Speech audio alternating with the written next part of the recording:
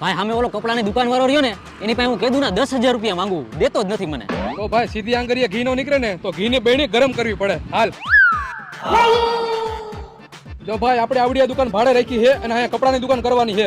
આપણે દુબઈથી કપડા મંગાવ્યા છે અને એ કપડા આપણે અહીંયા સસ્તા ભાવમાં વેચવાના છે. અને રાજકોટમાં કોઈ કપડાની દુકાન ન કરી હોય ને એવી આપણે દુકાન કરવાની છે અહીંયા. ભાઈ કપડાની દુકાન તો મારી અહીંયા બાજુમાં જ છે. હા તો ભાઈ તમે દુકાન થોડીક આઘી કરો ને, મારે અહીંયા ધંધામાં વાંધો આવશે. જો ભાઈ કપડાની દુકાન તો અહીંયા જ થાય. તારા ધંધો કરવો હોય ને તો તું બીજા ભાડે દુકાન કરી નાખ જા. ભાઈ હું શું કામ ને બીજે ભાડે દુકાન કરું? મારે અહીંયા ઘરની દુકાન છે. એમાં એવું છે કે મેં દુબઈથી માલ મંગાવી લીધો હોય તો બધો ખર્ચો મને માથે પડે ને. તો ભાઈ તમે જે દુબઈથી માલ મગાવ્યો ને એ તમે પાછો જવા દો, હું તમને ટ્રાન્સપોર્ટનો ખર્ચો આપી દઉં. તો લાવ 50,000. અરે ભાઈ એટલા બધા થોડા હોય, હું તમને 20,000 આપી દઉં. લાવ.